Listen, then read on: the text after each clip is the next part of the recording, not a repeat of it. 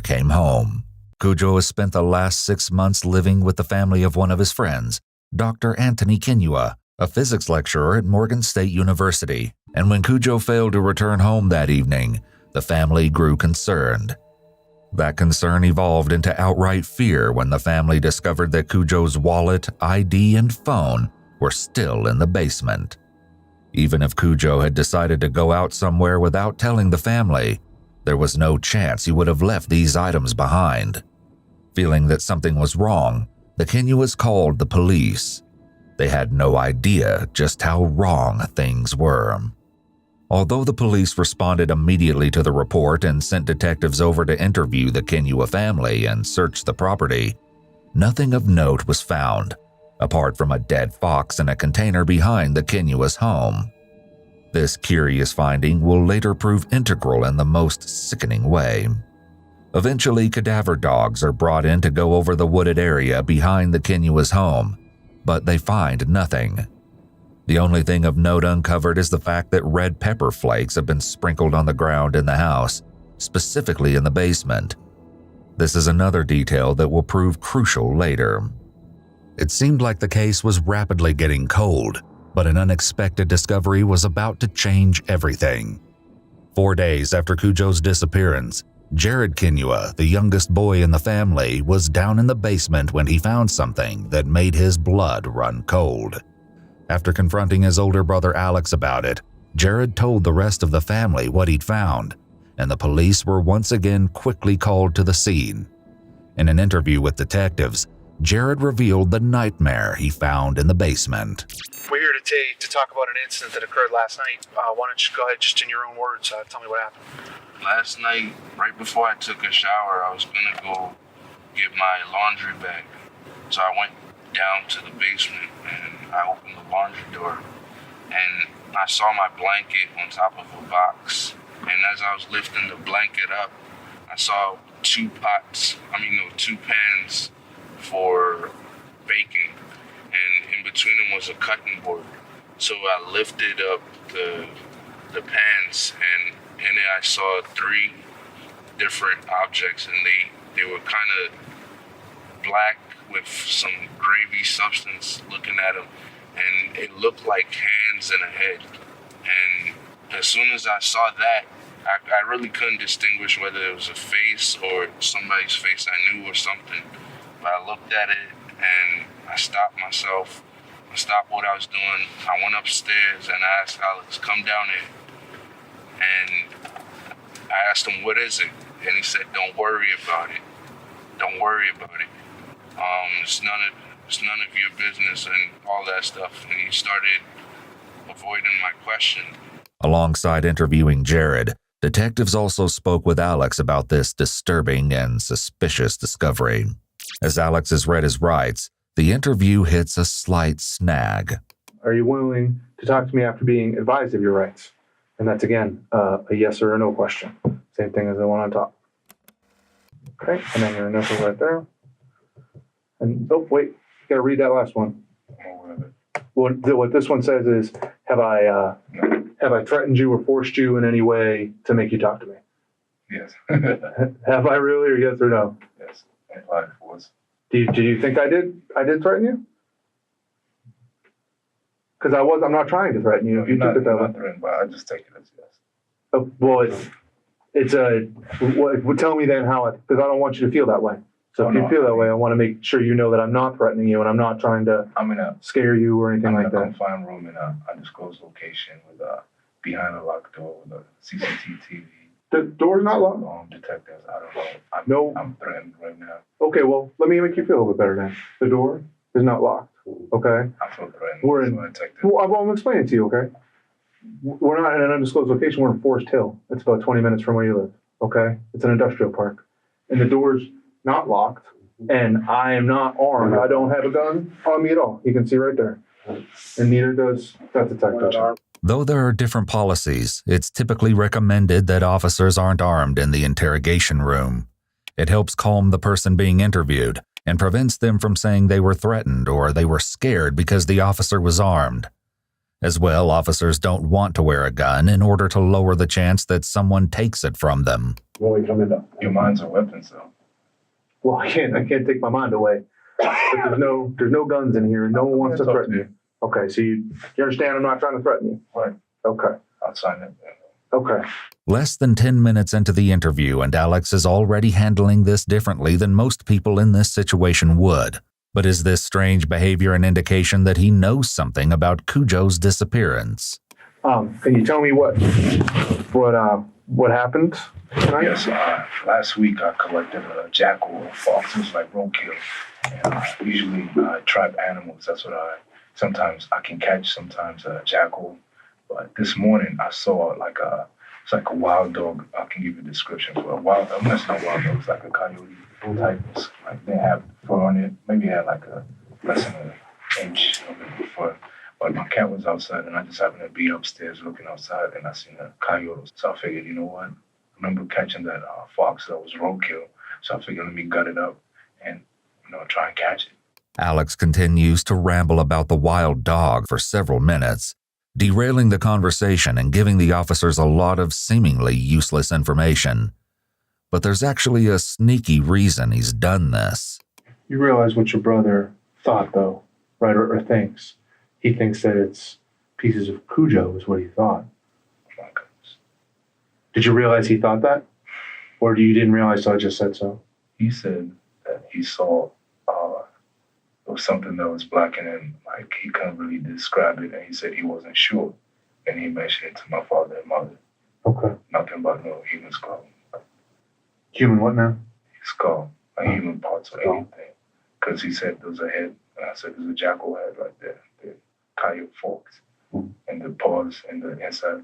I couldn't bring the intestines in because they're already eaten. Right. So it's just parts of it. And besides, I wanted to skin it, try to make like a dream catcher.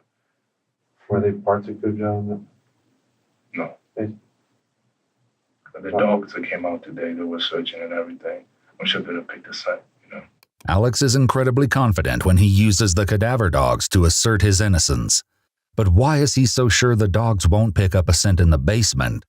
One obvious explanation actually has to do with the red pepper flakes that were found scattered throughout the floor of the basement. It's a commonly believed yet disproven myth that red pepper flakes can fool cadaver dogs into not smelling human remains. What they can do is potentially burn the dog's nose, but this would still not prevent them from indicating remains if there were any. However, as will later be uncovered, there is a far more sickening reason that the dogs didn't pick up on anything in the Kinyua home. Still, it's entirely possible Alex believed the myth about red pepper, especially given some of his self-recorded videos. Now the question is about planning the unthinkable, because now how are the new powers going to use nuclear, biological, and chemical weapons? Sooner or later, the countryside is going to be torn in battlefields. It already is in battlefields. It's slowly erupting. Protect your neck. Nobody is safe, no matter where you are. It could be even in your own room. It could be even in your own school. It could be in anywhere. But why would your brother think there were human parts? Because he's been around animals. He said you guys used to cut up animals back on the farm or something like that. We've cut up goats not far from here, no. But he seems to think that what he saw tonight were human parts as opposed to animal. Well, I showed him the carcass that I actually had, so He's just confused, you think? I would say he's confused. He's very smart. Alex quickly steals a glance at the detectives after saying this, potentially trying to measure their reaction to his self-contradictory response. With Alex adamantly sticking to his story about the cut-up animal parts, detectives decide to switch gears. You know where Cujo's at? After he mentioned his case, because I remember several years ago, he had a charge. I think it was something on I don't know the details specific. That's the only details I don't know of his case, and he never spoke about it even when he went to immigration. Alex's rambling can also be seen many times throughout his strange and disturbing vlogs. The sun is the sky. The sun is very powerful. energy, the solar flares it can deliver to this planet itself. It knock out every electronics, every mechanical, electromechanical apparatuses around the world, even in the sky itself. Airplanes will not fly. Cell phone towers knocked out. In an attempt to deal with Alex's knack for rambling, the detectives decide to be direct with him. Yes, did you kill Cujo? No. Did you cut him up? No. Because you're interested to see what you said you dissect these things surgically, did you? No. I've seen morticians do that. Right. I mean, Not in do you person. ever have curiosity to do it yourself? No. My curiosity does not extend that far. I've been exposed to body parts at an early age. I've seen people's brains blown out. I've seen people dead and everything. Whatever. Where is that? You know about shockumentaries? On TV, you're saying? Shockumentaries. On TV? I don't know what you mean. Shockumentaries is a TV program? Shockumentary, yeah. Some of them are on internet. Sensing that they're not going to get anything useful from Alex, detectives end the interview and conduct a search of the Kinyua home, completely unaware of the horror they were about to walk into. In the basement, officers retrieved the charred aluminum roasting pans that had allegedly had human remains in them. Not far from the pans were what appeared to be clippings of short, dark hair that had been wrapped in a paper towel and thrown in a wastebasket. In the laundry room, they find a roasting bag that could usually be used for poultry, scarred by the same charred residue seen on the pan and treated with an oily cleaner. In the room, they also found a camo t-shirt with what appeared to be bloodstains down the front. But this is only the beginning of the disturbing discoveries. Alex's bedroom is locked with a deadbolt and marked with a wooden sign reading, "Either some greater force of terror than death must be devised, or death will not be enough for coercion." Observe the sunlight, the shadows. The shadow. Call me Shadow Man. In Alex's bedroom, officers find the shockumentaries he mentioned, as well as multiple leather whips, a large hunting knife, and 2 machetes. These discoveries are overshadowed by what the officers find next. On the underside of Alex's mattress is a massive bloodstain, one so large that officers immediately theorize that whoever the blood belongs to is almost certainly dead. While they weren't able to find the body parts that Jared claimed to have seen, everything else the officers found in the basement points towards Alex being involved in Cujo's death. Eager to find out the truth behind this mystifying case, detectives sat back down with Alex for another interview. His explanation for the blood is shocking, to say the least. You and I and Chris, again, we're not here to get a confession from you or anything like that. One of the things that I'd ask you is I'm going to learn about you, right? Because let me explain why. There is psychology to that, and I'm going to tell you why. Because let's say that someone robs a bank, and I find out that this person has a wife that's dying of cancer. Is that the same as the guy that comes in wearing a mask and puts a gun to somebody's head because he wants to get partied up with that money? Or are they the same 2 people? The crime is a crime. Already, this detective appears to be taking a more strategic approach than the previous detectives, setting the stage for a conversation that will make Alex actually want to confess. One way he does this is by quickly introducing the idea that committing a crime does not make someone evil, and that certain people may commit crimes for reasons that are morally justified. The officer doesn't believe this, but is saying it to try to get Alex to admit to something. Unlike in his last interview, however, the detectives are ready for his rambling. Do you know what forensic science is all about? I don't believe what TV says too much about it. However, I'm aware that it's a hard evidence for science. Mm-hmm. Do you believe that deoxyribonucleic acid is an indicator to identify who an individual is?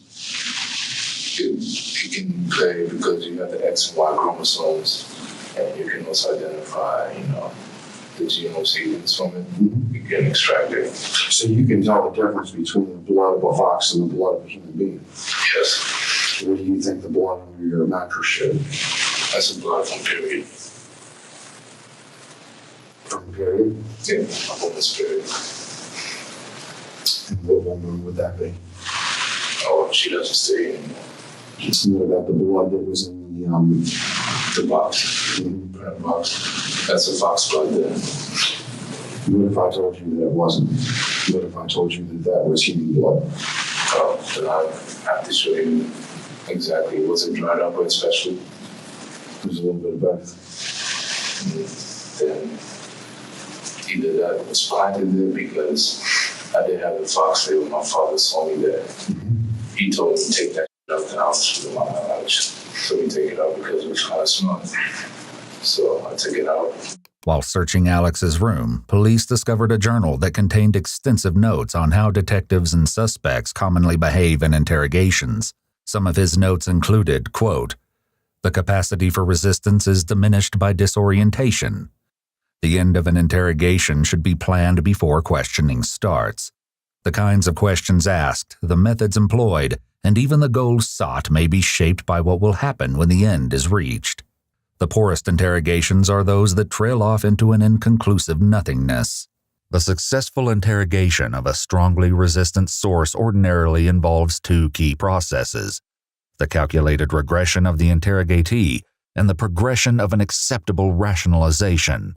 If these two steps have been taken, it becomes very important to clinch the new tractability by means of conversion. In other words, a subject who has finally divulged the information sought, and who is given a reason for divulging which saves his self-esteem, his conscience, or both, will often be in a mood to take the final step of accepting the interrogator's values. His journal could explain in part why Alex keeps derailing the officer's questions. So, would you say, was Cujo a violent person? He had a tendency, I wouldn't necessarily say to be violent, but you can speak to every witness or even people who knew him. Well, you know I'm speaking to you because you knew him very well. No, I did not. No, I did not. I knew of him. I did not know him well. He never shared with me personal information about his life up until he got incarcerated. After then, he started talking. He came out, much more like something different. In 2007, 5 years earlier, Cujo was accused of assaulting a female graduate student at Morgan State University, the same school Alex currently attends, and trying to scare her into dating him by obtaining her social security number and phone number. Cujo wasn't only expelled from the school, but he was found guilty of a fourth-degree offense, stalking, harassment, and sentenced to 18 months in prison. Toward the end of his sentence, Cujo's visa was revoked and he was sent to a federal facility in Texas. Dr. Kinyua, Alex's father, helped Cujo find legal representation. After his release, Cujo moved in with the Kinyuas. Although Alex is stating that he doesn't know if Cujo is violent, that's not quite true. He referenced Cujo's case in the previous interview, and even went so far as to say that Cujo talked to the Kinyuas about it. You know where Cujo is at? After he mentioned his case, because I remember several years ago, he had a charge. He mentioned something to my brother about the woman who got him in trouble, something like that. Alex seems to be downplaying Cujo's dark past, and it could be because he has an unsavory past of his own. So, you yourself were caught up in a situation not too long ago at college where you were accused of an act of violence. Right. I wasn't there. I don't know the circumstances behind it. Let me just break it down real quick. Sure, if you want to. Well, I could be in a body bag right now. That's how I look at it. I stay with people who want to jeopardize our college experience and also our education, growth. I just happened to be in the mix of it. I could have moved. I should have moved, actually. But because of that person and their behavior, it jeopardized my safety, bringing people at unknown times, and then pinpointing rumors on me. I'm not sending rumors, fear threats. So I had to defend my life. You stopped the threat. I mean, definitely I don't. The only fact is that how I went about it, because I didn't go outside to look for him. He came to look for me. He came to our apartment. And he could have been armed, and he is armed some of the times. So your perception is you stopped the threat. He was a threat, and you had to stop that threat. I think that's a fair assessment, don't you? Okay. Before Alex had returned home from college, right before Cujo's disappearance, he spent a few days behind bars. Police spoke with Alex's roommate Devin Keys about Alex's strange behavior leading up to the incident. Hello? This is Devin. Hey, sir, it's Detective Lane. So, like I was telling you before, I wanted to talk to you about Alex, and you were his roommate on a daily basis? Yes, sir. Okay. How long had you guys been living together? We've been in the same dorm for 2 years, but that was my first year actually living in the same room with him. Now, were you a friend of Alex, or you guys just lived together? Yeah, I was a friend of his. Okay. In the last couple years, had his behavior changed at all? His behavior started changing in, I'll say, about December or January of this last year. Okay. What kind of things did you see that made you think his behavior was changing? Well, he just started acting different. People could have been united. This is an ancient mistake that some men made. Why? Why the f did they let that go? This is ancient. Did you ever see him have a skeleton hand? Not a real skeleton, but like a medical skeleton type of thing. Yeah, he had one of those. He had one of those. Now, when did he start carrying that around? I'll say around March, maybe. Did he ever do anything in his rooms that were strange or out of the ordinary? He had weird videos that he used to watch, and then he would, he had, like, chanting books or something like that. Chanting books? I call them chanting books because they're not, like, normal, well, I don't want to say normal religious books, but I would say something kind of like voodoo, I guess. Voodoo kind of thing? Yeah. The videos you're speaking of, what kind of videos would they be? War videos, like torture, stuff along that end. Okay. Other people who knew Alex also noticed a change in his behavior. Alongside carrying a medical skeleton around, Alex started going by the nickname Mufasa. The latter fact became known when an RA had responded to a situation in which someone going by the name Mufasa had broken a window in an apartment building. But this wasn't the incident that resulted in Alex's time in jail. The young man he assaulted down there at your dorm room, did him and that young man have a problem? Like, was there kind of tension between the two of them, or did it surprise you that he did that?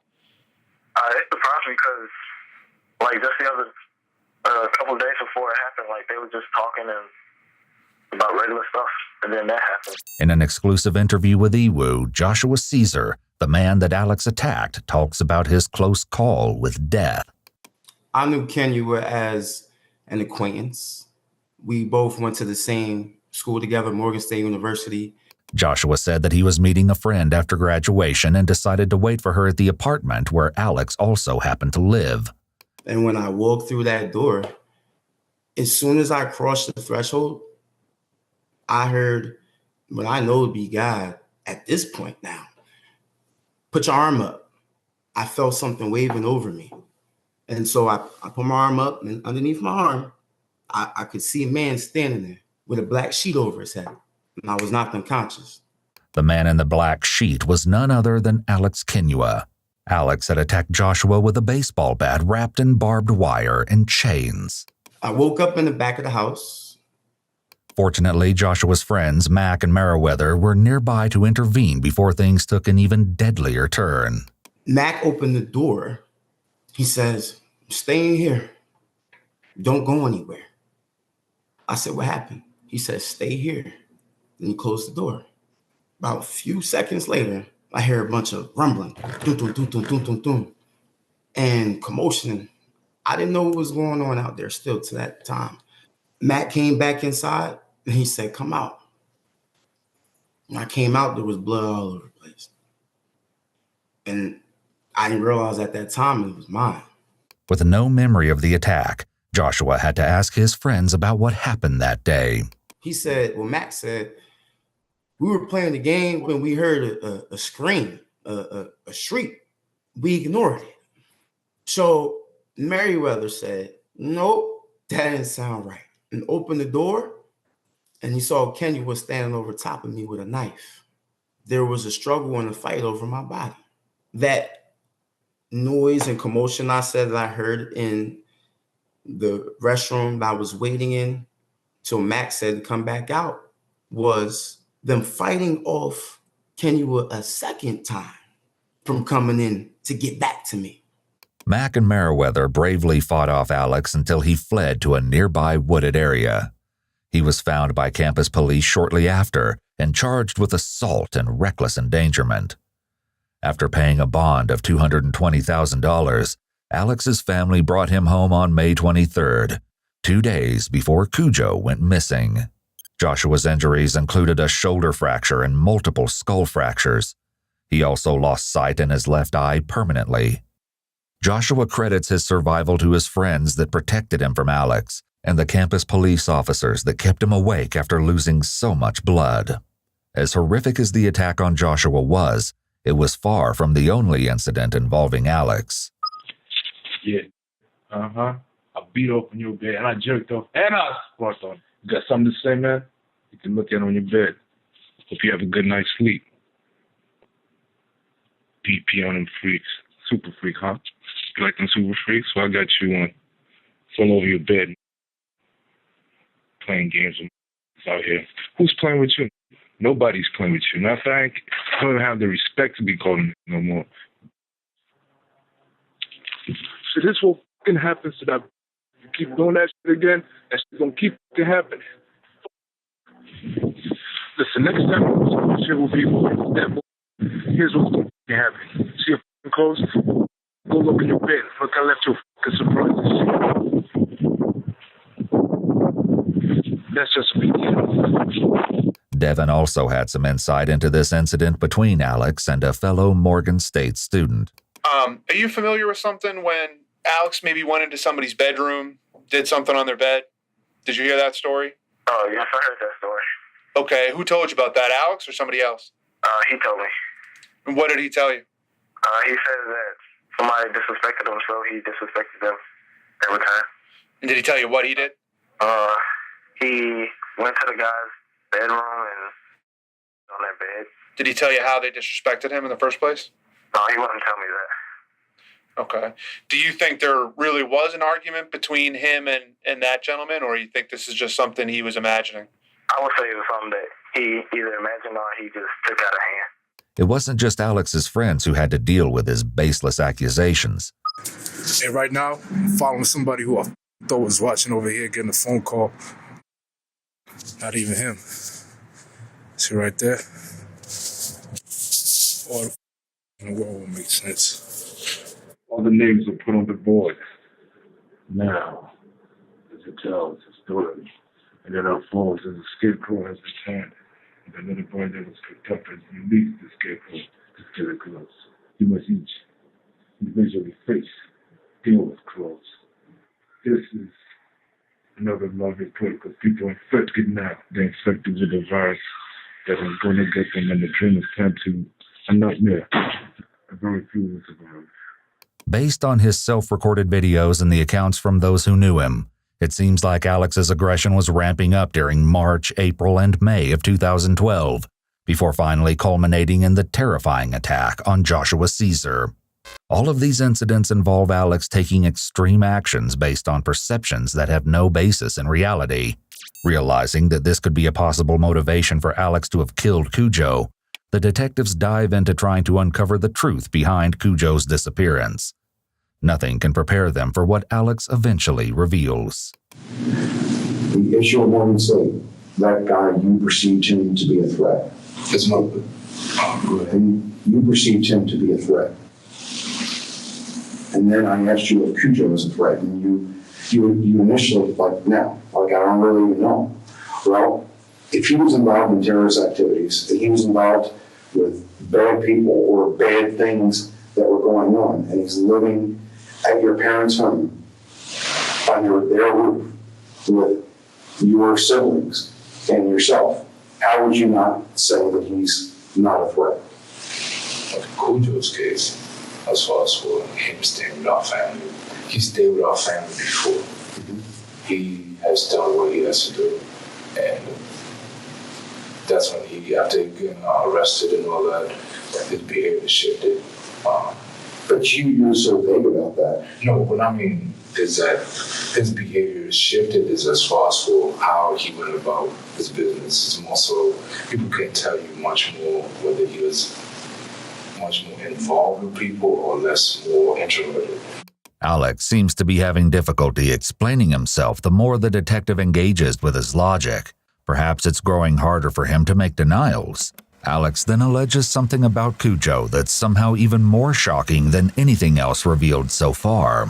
When you start connecting the pieces together, to me, it made more sense that, he's trying to get himself back up on his feet.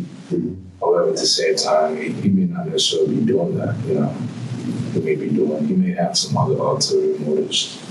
And especially speaking to my mother, and who mentioned earlier that he was having troubles going to the basement to use the washer. And I spoke to him.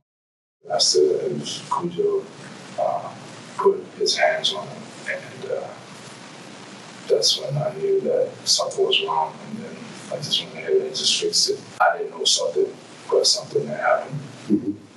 I don't think anything happened. How do you feel about that? I don't feel nothing. It doesn't make you angry? Anger is a big thing. Anger is something. However, don't get mad, get wise. So, couldn't being getting wise, stopping the threat? Stopping the threat could be something. The pain is coming, the pain is going. They couldn't believe it, but now it's flowing. They fucking saw it. They got their mouths zipped up, cause they know when they up, it's gonna get zipped up and thrown across the cut. They could have sorted. They could have sorted out the bodies, moving down it, but then now it's so distorted. Listen, you are responsible for what happened to Cujo. As far as his death goes, why you committed that act that caused that. That's what I need to understand. I do know that he has been manipulative and taking advantage of my father's good heart and my family's kindness. You're not going to stand for that. Is that fair? Right. And on top of that, he also gives us signs, like I say, classifiers, terrorist behavior. Well, I do know. But I know how he acts and everything, because if you look at my bookshelves and the type of books and material that I read, with him, he sat directly next to my library where I have those type of books there. And every time I noticed, he would go through them and he would look at me like, he would give me a certain look.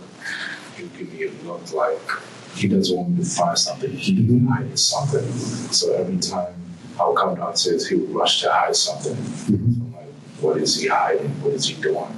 Whenever I went to my room, my things were moved around. So he was definitely in my room. Warning, please.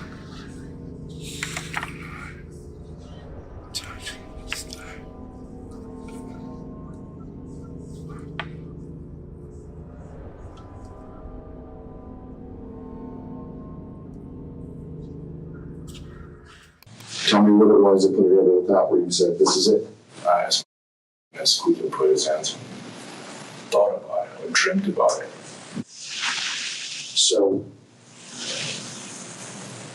was this something that you planned, or was it fairly limited when you confronted him? I didn't confront him. I told him already that night. Tell me. What did you say? I spoke to him briefly, rearranged my side of the room, made him take all his shit to one corner, put all my stuff there, fixed up everything. And I just asked him some brief questions, because he started working out and all that, trying to do his muscles and all that. I was like, okay, I don't fight, especially people who come to my family. I do something else. Tell me, Alex, tell me what you did. This confession, So how did you kill I won't say I killed him. Now, I'm asking you that though. so basically, I spoke to him, and that was it. And then what did you do? After speaking to him, Did you hit him with a hatchet? Did you hit him with a pipe? I won't go into detail. Life is terrible. But It could be even more terrible. My family, I could be burning my family right now. With this proclamation, Alex has fully admitted that he believes he killed Cujo in order to protect his family. I only know the truth. So again, you're a logical, well-thought man, right? Who was there when you took his life? Just you and him? Because he can't talk. Just as the detectives start to make progress, things take a turn for the bizarre. I talk to dead people. Well, right now, I'm not interested in talking to anyone down. I'm only interested in one person, and that's Alex.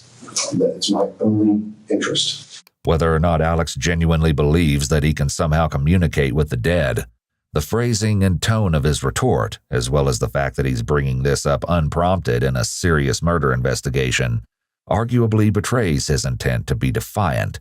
He doesn't want to roll over just yet. Detectives have to once again do their best to get him on track. But clearly you perceive Cujo as a threat to your family. There was a point in time where a decision is made by you that this has got to stop. This is going to end right here. There's two things I don't know.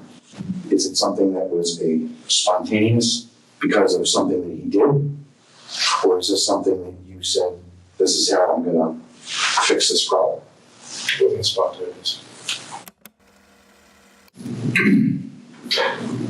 I look at it as Cujo, when he started doing the things he did, started moving from house to house, then I knew that something was up.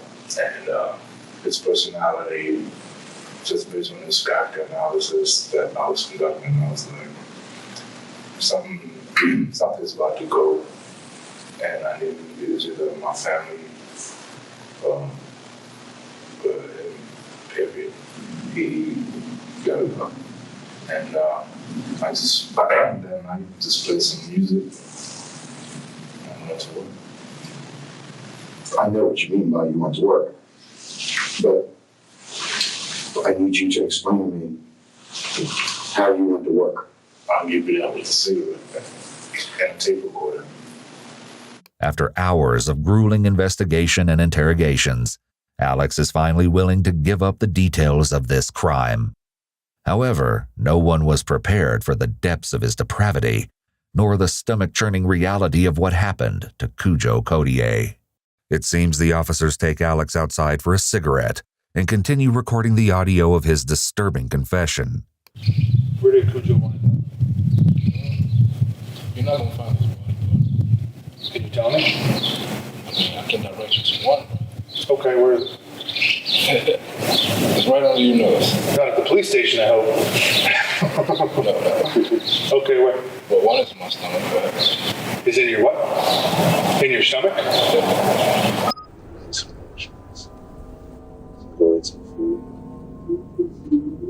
Are you hungry? Or are you fasting? Are you starving? Are you marveling? What's going on? You will go eat food and you want to go eat food. You're a grown man. What part was that? what part was hot? As startling as this admission is, Alex isn't done with the horrifying reveals. When did that happen? Yesterday. Yesterday? The other body parts, are they, can you give me an idea where they are? You might be able to dump. You might find them. Did you put them in the rest of the body? Is it the rest of the body itself? Or did you just cut out certain parts? Or? So let's dissect it. That's dissected. So where did you just put I mean, what charges am I facing right now? I mean, I'm already facing 30 years. So, what charges am I facing? What charges will you be facing? Well, from what you're telling me, you took his life, yes? Okay. So, I'm asking. I know it was rhetorical. I shouldn't have said that. Did you take his life? I mean, he's not in existence. Okay. I could have helped him fake his death. Well, obviously, then that would be murder charges. I mean, you're a smart guy. You know what they're basically going to be. Let me what's over. If you can tell me, are there pieces of Cujo in or around your house? Excuse me. Is that a yes? You looking for his head? Yes.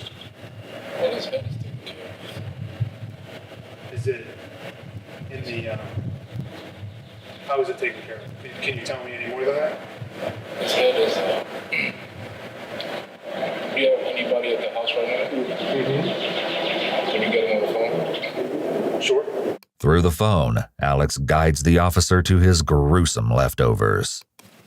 Okay, go to the dining room. Okay, there's a big cabinet, a white cabinet that has like glass shelves on it.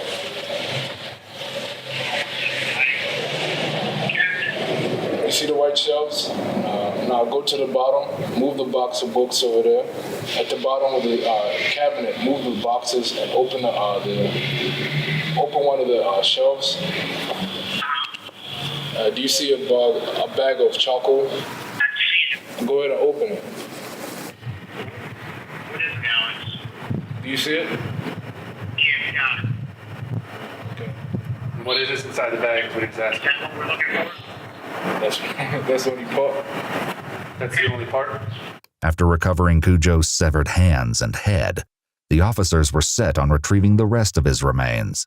Alex revealed that he disposed of it in the dumpster of a nearby church and went so far as to brag that the chances of recovering it were slim to none. However, when officers investigated the dumpster for themselves, they discovered 2 duffel bags inside, infested with maggots. As they tried to remove one of the bags, it tore, and the officers were forced to watch in silent horror as Cujo's torso slid out and hit the pavement. Just wanted to, before we were outside talking, Alex was telling me, I'm just gonna put the same report on the table, okay, Alex? Sure. Alex, if you can, since Tom wasn't sitting here just a second ago, just run through that with what you were telling the other detective. Alex begins eagerly recounting a story so disgusting and despicable, it far outshines everything the detectives have learned thus far. Alex no longer has anything to hide, and as a consequence, he finally discusses in detail what happened the night he slaughtered Cujo. And it's more horrifying than anyone imagined. It's that night, after everything took place. We didn't argue anything, but I did tell him, I'm not going to speak about anything like cannibalism, It was more so about him being, I asked him if he knows about cannibals, and he said he's heard of them and he'd find out. So I asked him, is he ready to die? And he's like, no, he's not ready to die. So, too bad he made the angel of death. And then what did you do, Alex? Well, that night, I know he's into gospel and everything, so play some gospel music, and then he was sleeping. Came at him, I stood over him, and went to work with the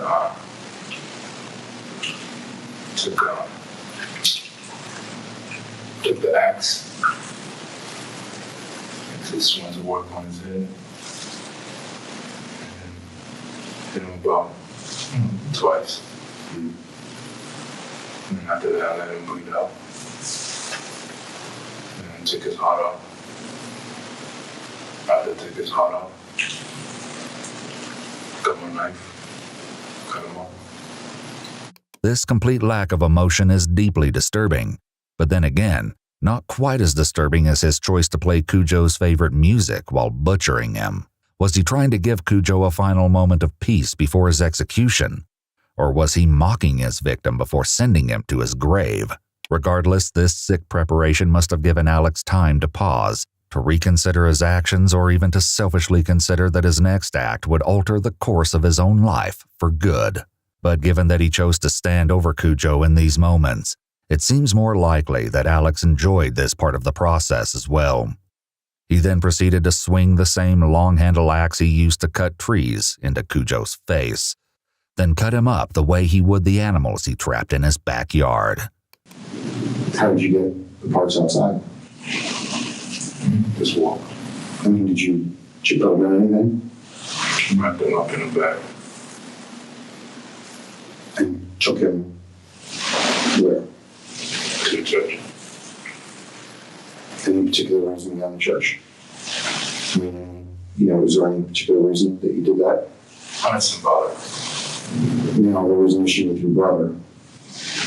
Finally, some things. Tell me about that.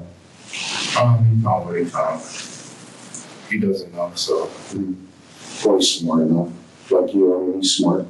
Not that smart, but he doesn't know the circumstances behind it because sometimes his judgment clouds him. He may not have seen because when I'm not around, he's the second, at least say the second in charge. And if he can't recognize the threats on his own family, then what is he going to do? What do you think should happen to you for this? Put me in insane asylum. I don't know. Are you insane? No, I'm not. However, the actions I conducted may look insane towards society. But basically what I do is ancient right of getting rid of skull. And that's the way you look at Cujo. That's ancient justice. Though Alex may be basking in his crime, he seems lucid and afraid of punishment enough to minimize his own sentence by recommending he be remanded to a psychiatric facility.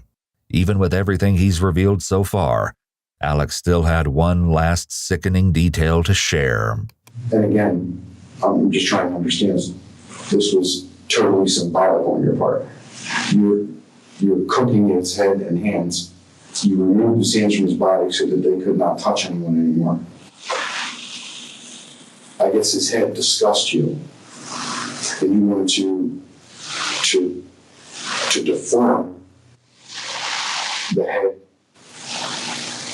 cook away the hands, eat some of them, and you ate his heart. That's the only part I did eat. I didn't eat his head. I tasted some of it. It's tasted what I would put some barbecue sauce. Did you use some barbecue sauce? Yes. Some spice, whole baked spice, whole baked, some sea salt. How do you feel now? Justice is that's not what As sickening as this reveal is, it also could potentially answer one of the remaining questions. The police brought cadaver dogs to the Kinyua home, and they did not indicate that there were any human remains. And yet, Alex had butchered and eaten parts of Cujo in the home, and he had a blood-covered mattress in his room.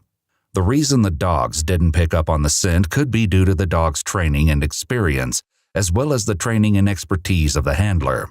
If a dog is not well trained, or if the dog is being used in a situation for which it is not trained, such as live detection versus human remains detection, the dog is likely to fail. It's also important to note that by cooking and seasoning the body parts, much of the scent of the remains was destroyed. The dogs look for things like skin cells, and cooking would destroy them, potentially throwing off the dog's ability to detect the remains. However, alone, spices and cooking will not prevent a properly trained dog and handler team from finding human remains. After nearly 6 hours total of interrogation, detectives may just now be meeting the real Alex Kinyua. I mean, this is, we have done it thousands of times, millions of times. I mean, this body is just temporary. The body within, I could lose this body. I can't afford to lose my family's body, so It's a beautiful day outside. It's a very beautiful day. I mean, here, no matter what the mission, it's always coming back, because always the mission is first. That's so skulls are getting cracked. No. Skulls are getting extracted. Their brains are getting extracted. You know what happens when skulls get extracted? Their brains get sucked out their noses. When I'm gone, please believe the whole recording. Following his confession, Alex